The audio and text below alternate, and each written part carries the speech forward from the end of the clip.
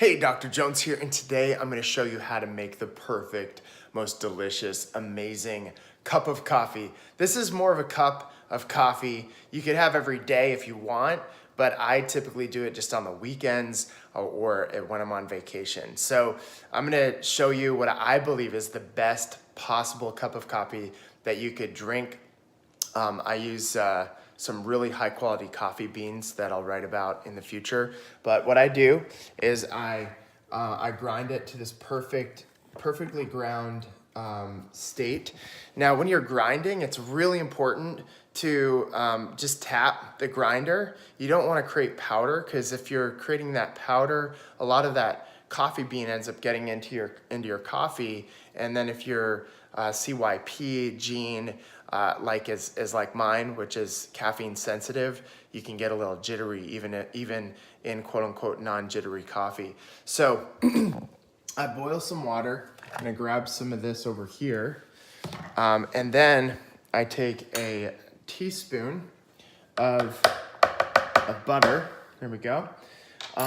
This is optional, but I always like just adding a little bit of raw cacao butter, probably around a tablespoon. I said teaspoon, but I meant tablespoon right here. And then what I typically do is I will actually drip coffee. I love the taste of that. It's super delicious. Pardon the bedhead, by the way. Just gonna have to put up with it today. I just woke up and took the kids to school before I did this video. Let me try to get on, there we go. All right, so I dump all of the coffee grinds in there. Okay, you don't need to grind the bean, but I just find it tastes super fresh and delicious. And then I just simply pour the coffee over like this. And I'm gonna show you how to amp this up like crazy. So you're gonna pour the coffee.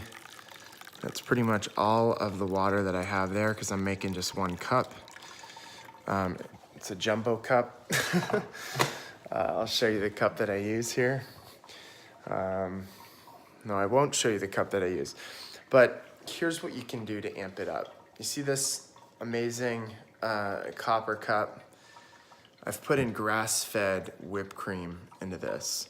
And what I have done is I've actually used this little thing, the device, and I whipped the whipped cream with it. And so that's really, really amazing. But what I do, if you like a little sweetness in your coffee, a lot of people don't, but what I recommend if you do is to not use sugar or honey. If you use anything, I would recommend honey, a little bit of honey or cane sugar or something like that. But I recommend not, starting your day off with sugar. Just use a little bit of stevia. This is one of my favorite brands here, really solid. But afterwards, when you put the whipped cream on top, there was a brand of stevia that I really liked that had kind of the sugar granule texture that then went to all powder.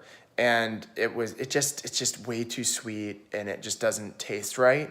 It tastes like stevia. If you know what stevia tastes like, it's just kind of, sometimes it's bitter, which is why I like this Now brand, because it's not, it doesn't have that bitter aftertaste.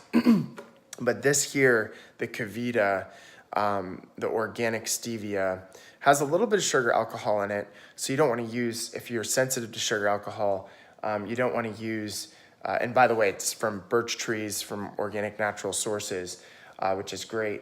But you don't want to use the sugar alcohols in too high a quantity. So what I do is I literally just pop this off and I sprinkle it on top. I'll show you in a second. So I popped it on the shake setting, press play. It's gonna be amazing. It's created what they call mycelies, which are just little fat balls inside the coffee, which gives it a really smooth texture. And you can just see, even if you don't put any whipped cream on the top, I mean, just how foamy and delicious that is. And then if you do want to put whipped cream on the top, you can do that, like what I'm doing right here. Just pop some whipped cream on the top like so.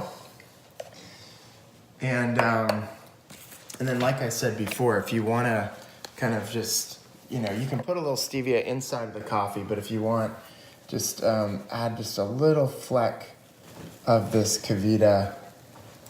Thank you, babe. Like so.